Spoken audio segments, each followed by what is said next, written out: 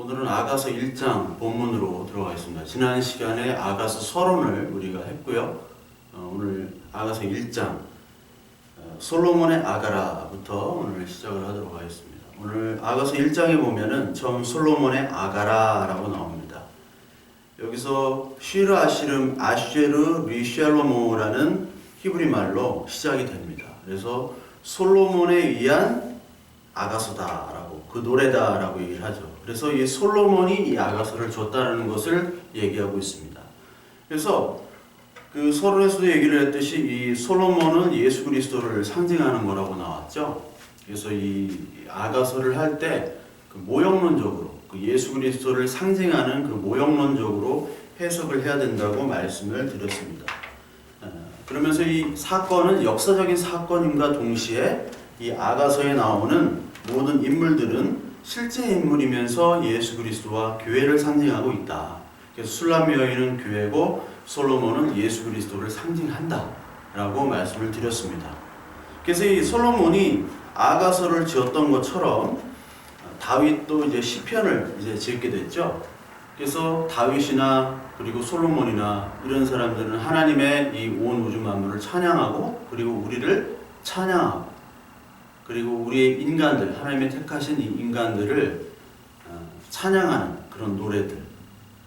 뭐 인간을 찬양한다는 건 좀 하나님만 찬양하지만 그 인간을 아름답게, 왜 아름답게 표현을 하느냐?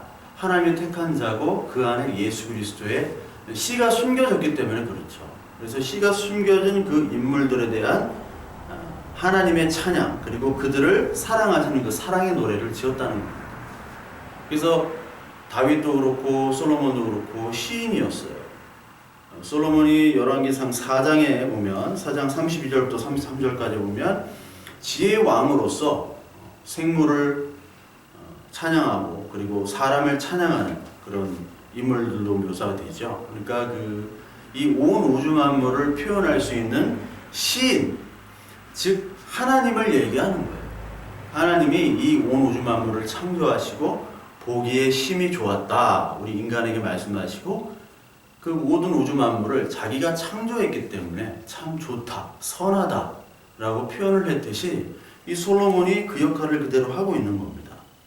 그러면서 오늘 이 아가서, 내 아가서인데 어떻게 시작하느냐라고 하며 2절에 내게 입맞추기를 원하니 내 사랑이 포도주보다 나음이로구나 이렇게 시작을 합니다. 내게 입맞춤. 솔로몬이 입맞춤으로 나를 입맞추기를 원한다. 내 사랑이 포도주보다 나음. 이건 누구가 얘기냐면 그 술람미 여인이 하는 고백입니다. 술람미 여인이 솔로몬이 나한테 입맞추기를 원한다. 그러니까 솔로몬이 원하는, 나에게 입맞추기를 원하고 솔로몬의 사랑이 포도주보다 더 낫다라고 얘기를 합니다. 여기 입맞추다 라는 표현이 나오고 그리고 포도주가 나오죠. 입맞춤. 입맞춤이란 단어가 나오고 포도주보다 입맞춤이 낫다라고 얘기를 하죠. 이 입맞춤이라는 것은 사랑하는 사람들끼리의 어떤 사랑의 행위입니다.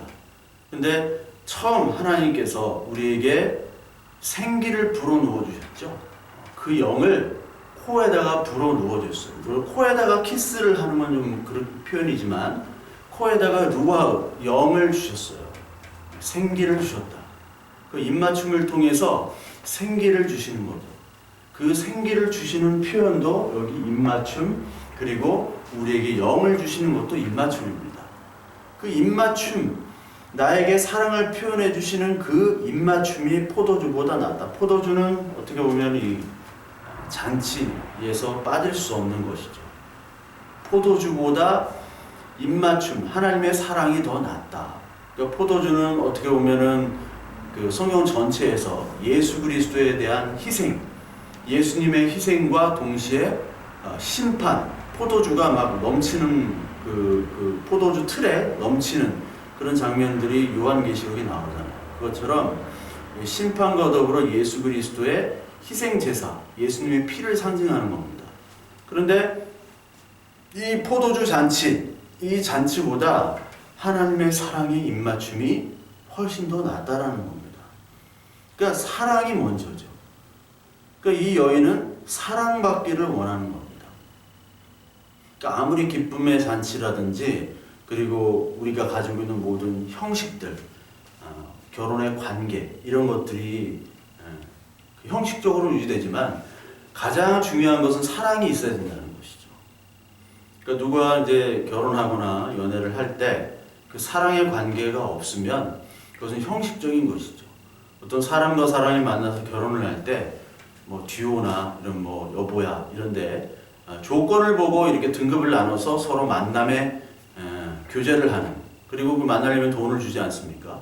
그런 거래에 있어서의 그 사랑이 아닌 진짜 사랑해서 결혼을, 조건이 없는 그런 상태의 사랑을 이 솔로몬과 그 술람미 여인이 그런 사랑을 나눴다는 거예요. 특히 술람미 여인은 그 사랑을 원하는 거예요. 여기 나오는 술람미 여인은 어떤 조건적으로 뛰어난 여인이 아니기 때문에 오직 그 남자, 그 남편의 사랑만을 바라는 여인이 술람미 여인이에요. 우리가 하나님의 사랑, 하나님 한 분만으로 만족합니다. 그것도 똑같은 거죠. 우리는 조건이 참 남들보다 못하고, 그리고 우리는 아직 죄인 되었기 때문에 하나님을 부르지도 못하고 부를 수도 없고 하나님을 찾지도 않았던 그런 죄인이었지만 하나님의 사랑을 간구합니다. 하나님이 나를 끌어주세요 라고 하는 그 고백, 그 사랑의 고백이 여기에 그대로 나와 있는 겁니다. 그래서 그 사랑에 대해서 묘사를 한 겁니다. 사랑이 이런 포도주의 어떤 잔치와 기쁨보다 훨씬 낫다.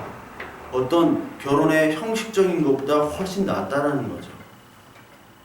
그러니까 우리 그 예수 그리스도를 믿는 사람들은 이런 고백을 하지만 믿지 않고 그 은혜를 떠나서 자기의 노력과 자기 힘으로만 사는 사람들, 그 바리새인과 서기관과 제사장들을 보십시오.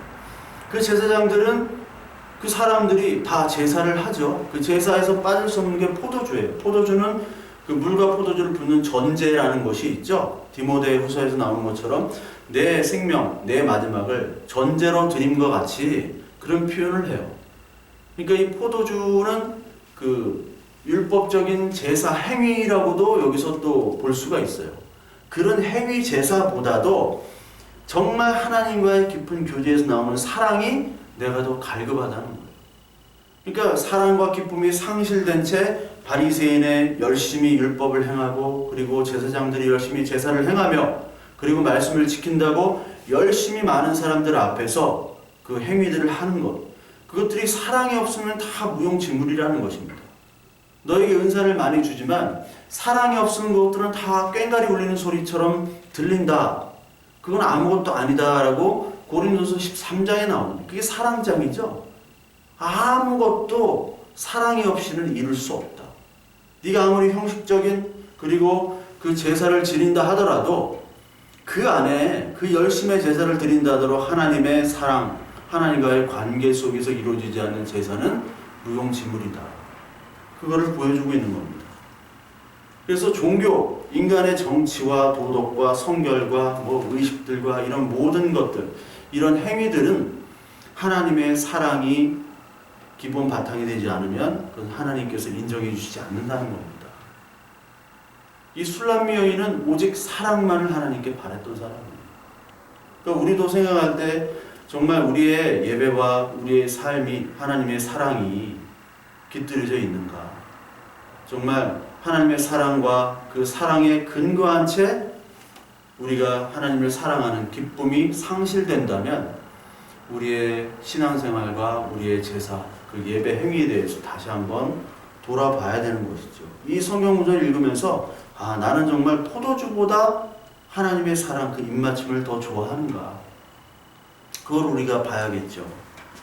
그러면서 3절에 내 기름이 향기로워 아름답고 내 이름이 쏟은 향기름 같으므로 처녀들이 너를 사랑하는구나. 이것도 여인의 고백입니다. 내 기름이 향기로워 아름답다. 기름이 나오고 그리고 기름이 쏟아져서 많은 사람들이 너를 사랑한다라고 얘기합니다. 기름이 쏟아진대요. 기름. 막 기름집 가면은 막 냄새가 막 나죠. 참기름, 들기름 냄새가 막 코를 찌르는데 요즘에 기름집 찾기가 그렇게 쉽지 않습니다. 우리 교회 앞에만 나가도 이게 장터기 때문에 기름집이 많아요. 그 기름이 쏟아져서 내는 그 향기, 기름이 쏟아지려면 그걸 다 짜야겠죠. 막 쥐어 짜가지고 나는 그 향기. 여러분, 향유옥합을 깨트린 그 여인 있죠? 향유옥합. 향유와 옥합. 옥합을 깨트려야지만이 향이 나는 겁니다. 깨트려야 돼요. 깨트려야지만이 향이 나는데 그 깨트림을 통해서 이렇게 쏟아지는 것이죠. 기름. 그 기름이 쏟아질 것이다 라는 거예요. 그 기름. 계속해서 이렇게 쏟아지죠. 그 쏟아짐으로 말미암아 기름을 통해서 많은 사람들에게 향이 퍼져나는 겁니다. 성경에서 기름이라고 하면 성령을 나타내죠. 성령. 성령의 기름. 그 성막에서 그 기름을 통해서 등대에 계속 불이 붙잖아요. 감람나무 기름, 올리브유 해가지고. 스가랴서에서도 그 비유를 많이 말씀을 드렸죠.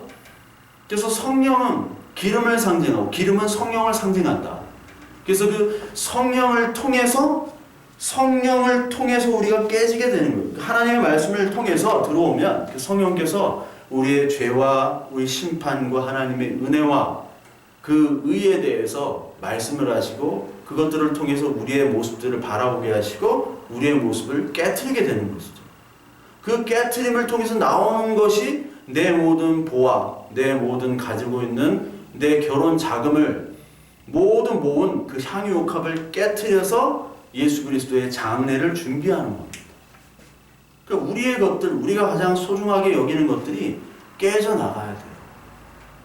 그것이 하나님의 뜻이고 그것이 또한 하나님의 사랑이고 그 하나님의 사랑을 우리가 가지고 그 사랑을 간구하는 여인이 바로 솔로몬이 사랑했던 이 술람미 여인입니다. 술람미 여인은 그 사랑만 먹고 사는 여자. 사랑이 양식이고 사랑이 위로고 사랑이 에너지입니다. 예수님도 마찬가지로 예수님만이 아는 양식이 있다고 그랬죠. 요한복음 4장 34절에 보면 그 제자들이 예수님은 따로 양식이 있다고 그러는데 누가 먹을 거를 갖다 드렸나 하고 제자들이 얘기를 해요. 근데 예수님은 나는 다른 양식이 있다라고 얘기하시면서 보내신 이의 뜻을 행하며 그리고 그의 일을 온전하게 이루는 것이 바로 나의 양식이다. 보내신 이의 뜻을 행하는 것이고 그 온전한 일을 이루는 것. 그것이 바로 내 에너지고 내 하는 목적, 내 사는 목적이다라는 얘기입니다. 그러니까 그 뜻과 그 하나님의 의, 그것들을 생각하면 생각할수록 내가 가지고 있는 존재의 양식이 드러난다는 거죠.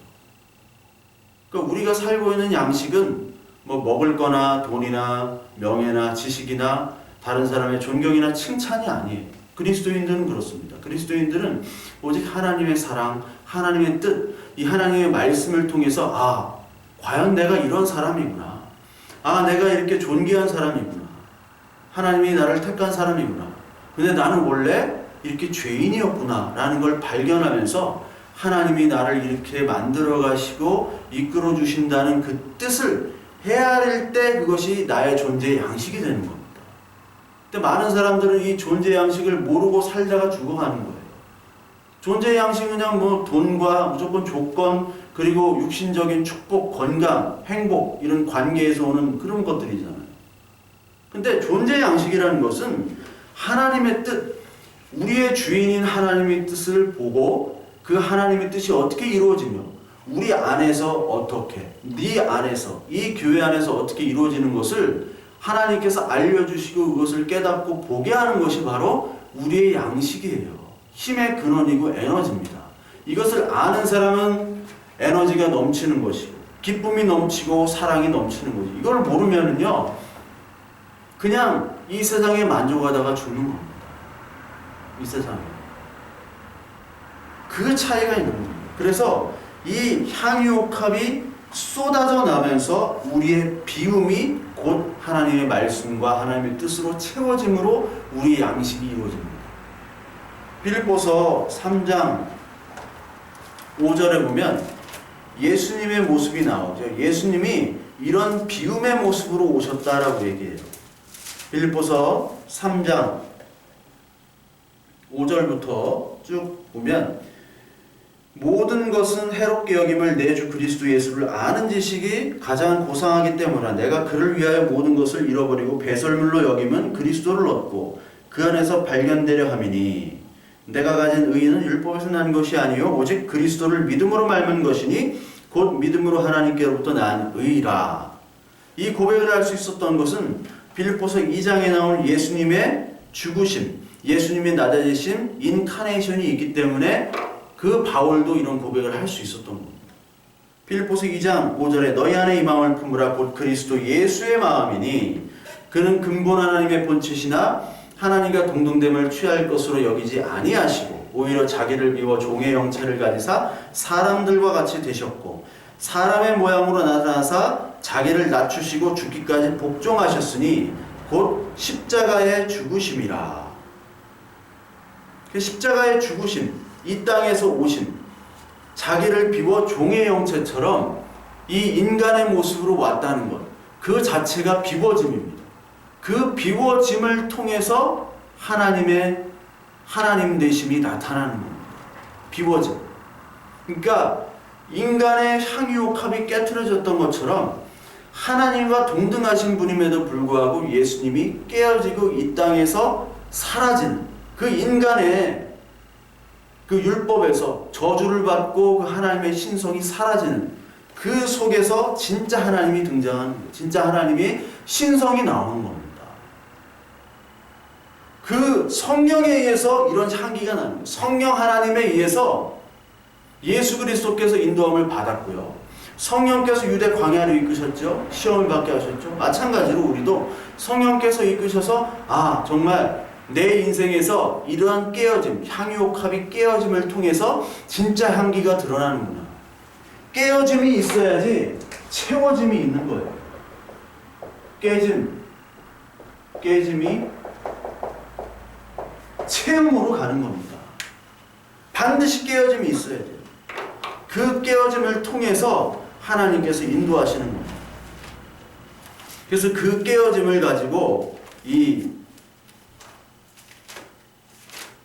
술람미 여인은 그 솔로몬에게 얘기를 하고 있는. 솔로몬은 정말 깨어진 사람이구나.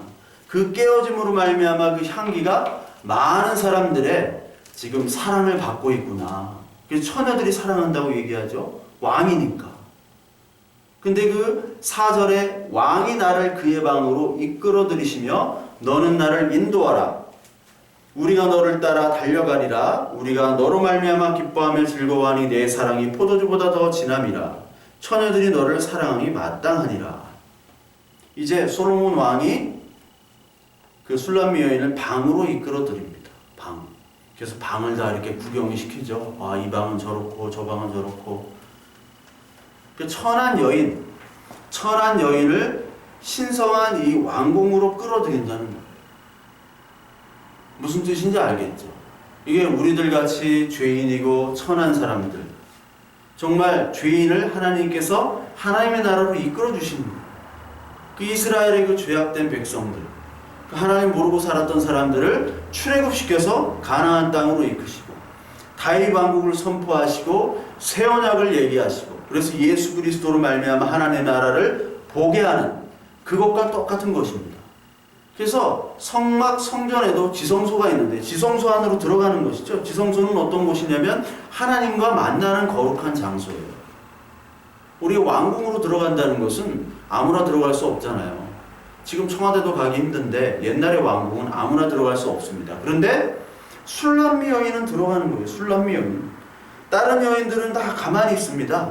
근데 술람미 여인만이 들어갈 수 있는 거예요. 왜? 하나님의 언약. 왕이 술람미 여인을 택했기 때문에. 지성소로 들어가서 거기서 하나님을 만나듯이 그 왕궁으로 들어가서 그 왕과 만나는 거죠. 그래서 여기 아가서에 보면 왕과 만나는 장소 중에 하나가 침실에서 은밀한 하나님과의 관계, 왕과의 사랑을 나누는데 아무도 그것을 알 수 없어요. 그 비밀 계시를 알 수가 없습니다. 왕이 이런 얘기도 해주고 저런 얘기도 해줍니다. 침실에서. 그런데 다른 여인들은 침실로 갈 수가 없으니까 그 왕의 이야기를 들을 수도 없고 왕의 비밀이나 왕이 앞으로 어떻게 할 것인가를 얘기를 들을 수가 없잖아요. 그러니까 우리는 이미 이 말씀으로 하나님이 우리를 침실로 인도해 주신 겁니다.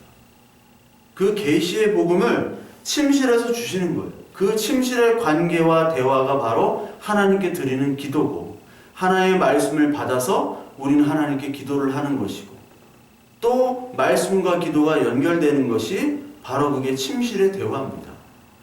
그게 인격적인 하나님이 우리에게 주시는 소통과 계획과, 그리고 우리를 향하신 사랑과, 그리고 우리를 위로하시고 징계도 하시고 질책도 하시고 우리를 나무라기도 하시는 그 하나님. 그러면서 나는 너희들을 택했고 창세전에 너희를 택하여 내가 언약으로 너희를 이끌 거야. 너를 침실로 왕궁으로 너를 끝까지 데려갈 거야 하는 약속이 바로 여기 아가서에 이미 다 있는 겁니다. 그래서 하나님께서 우리를 침실로, 솔로몬이 침실로 들은 것처럼 하나님께서 우리들을 이끄시는 거죠. 근데 이 솔로몬 침실, 그 솔로몬의 왕궁은 이 술람미 여인이 알 수가 없어요.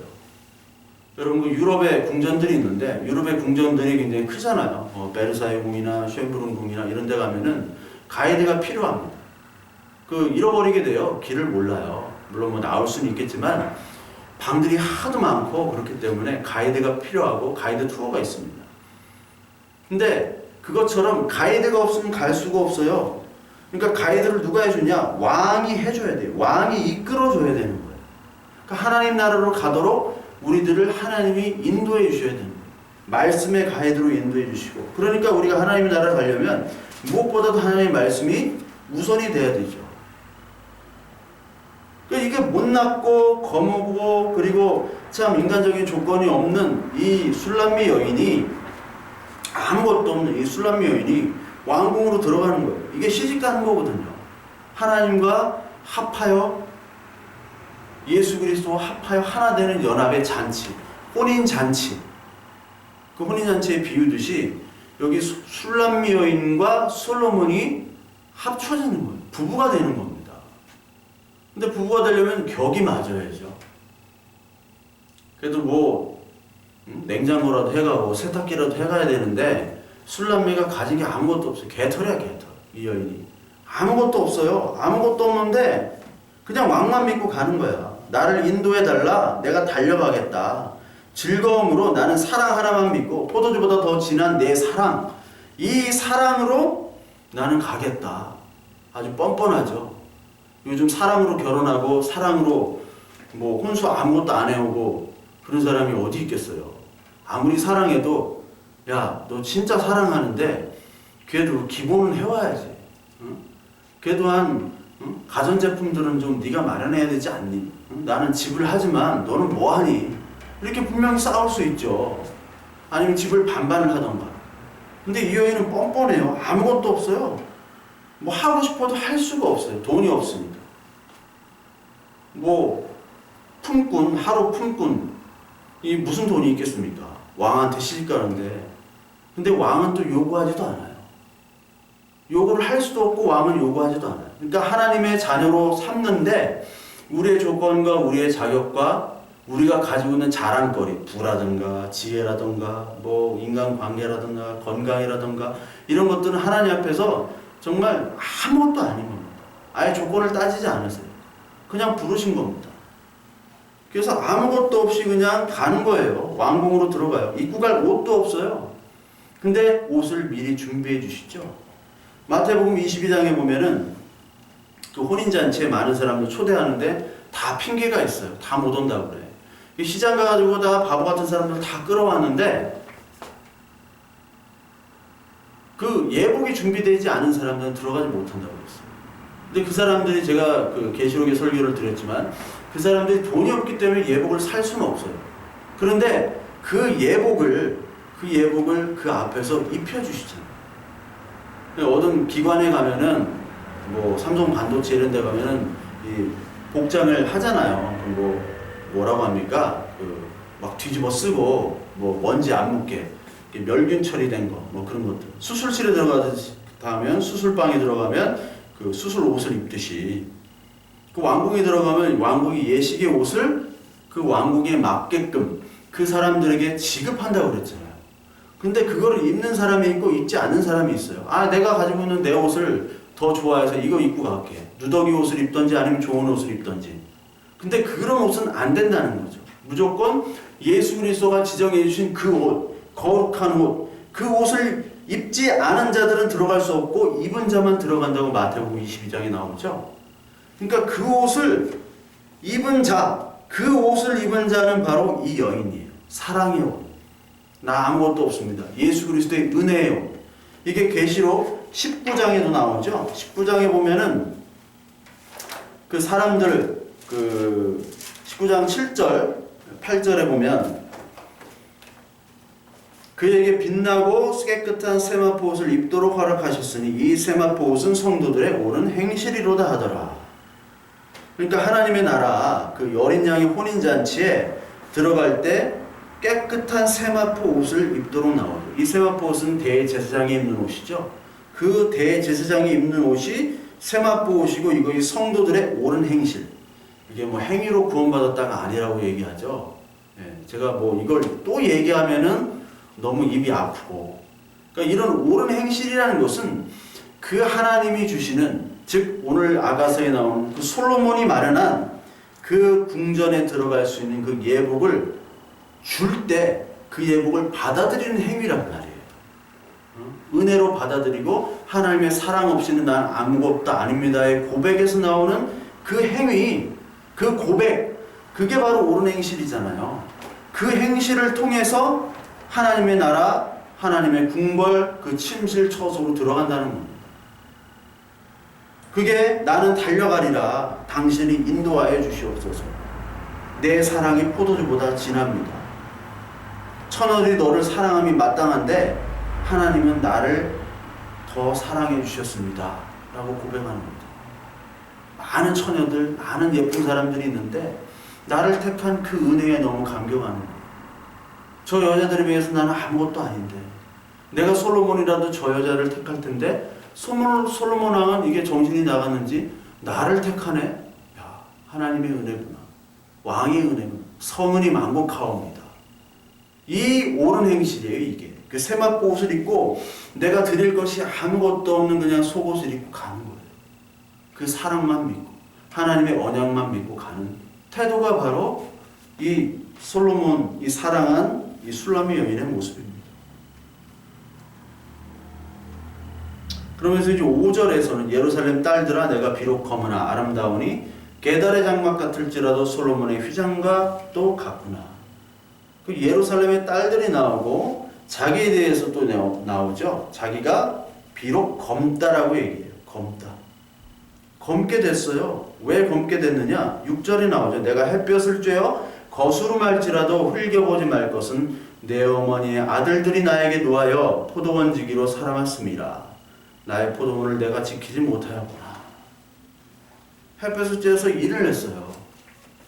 화장품도 없고 그냥 직사광선에 얼굴이 막 쭈글쭈글하고 검버섯이 나고 얼굴이 새카맣게 되는 그 여인, 피부과도 없으니까 그렇게 노예 생활을 했다라는 거예요. 왜? 그 어머니 아들들, 오빠들이 그렇게 시킨 거죠. 이게 뭐 이복 형제인지 아닌지 모르지만 일꾼이 되어버린 여인이에요. 옛날에 꿈도 있었고 옛날에 이뻤고 근데 어쩌다 보니까 내 인생을 돌아보니까 이러고 살고 있는 거예요. 억울한 삶, 희생하고 고아 같은 삶, 아무도 나를 주목하지 않는 그런 삶들. 여러분 인생이 있죠. 저와 여러분들도 그럴 때가 있죠. 내가 왜 이렇게 살고 있는가. 정말 내가 불쌍할 때가 있어요. 억울할 때가 있습니다. 너무나 슬픕니다. 나도 옛날에 꿈이 있었고 나도 옛날에 잘 나갈 때가 있었고 그래도 외모도 괜찮았고 그런데 내가 왜 이렇게 살고 있는가. 근데 하나님께서 만나주시긴 했는데 만나주셨지만 내 마음속에 기쁨도 있죠. 그리고 은혜와 하나님의 사랑에 감격도 있죠. 그런데 우리의 실상에서 아픔들이 있잖아요. 남편 때문에 오는 아픔, 아내 때문에 오는 아픔, 부모나 자식으로부터 오는 아픔들, 여러 가지 아픔들이 있어요. 이 여인은 지금 노동, 착취당하고 노예로 신음당하는, 그래서 아무도 주목하지 않고 아무도 사랑하지 않는 그런 여인이에요. 오빠들이나 가정에게도 어쩌면 버림받은 여인입니다. 노동 착취, 어떻게 보면 성착취도 당할 수도 있고요. 많은 폭행과 폭언을 들었던 그런 여인일 수 있습니다. 그랬던 여인이 하나님의 자녀가 되어서 왕의 부르심을 받은 겁니다. 자유인이 된 거죠.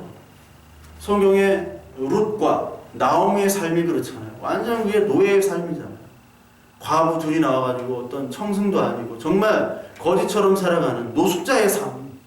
여자 둘이 노숙자. 남자 노숙자는 그래도 좀 안 불쌍한데 여자 노숙자.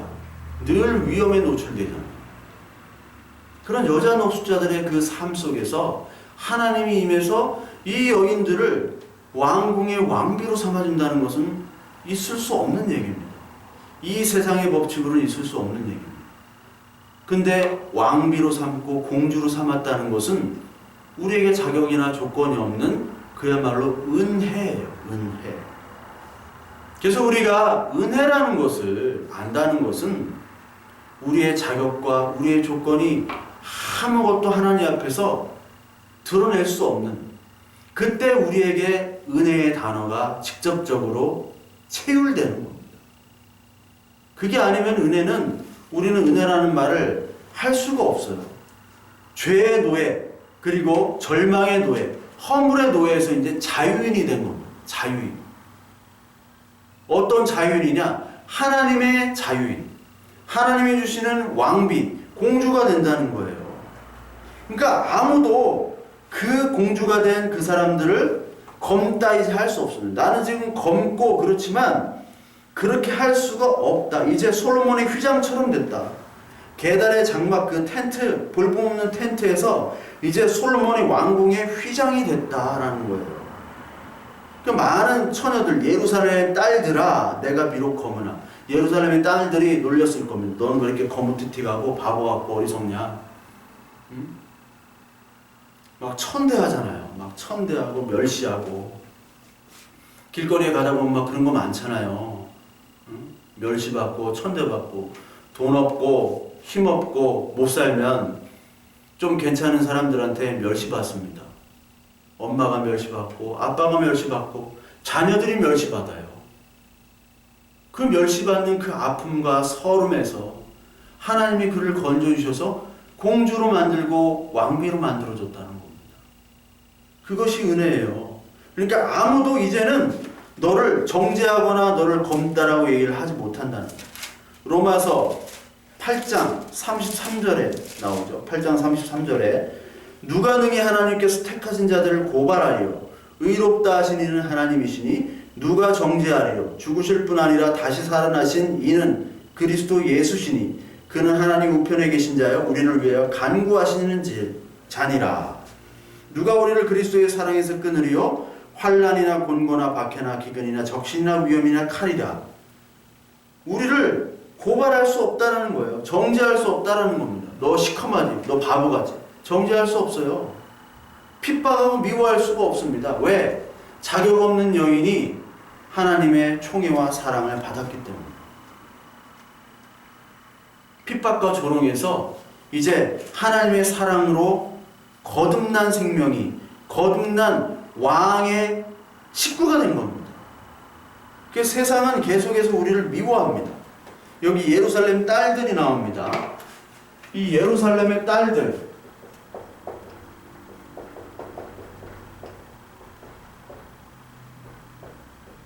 딸들이나 여인들 이렇게 나오는데, 이 예루살렘의 딸들이나 여인들은 좋은 집안과 좋은 학벌과 좋은 외모 환경들을 가지고 있습니다.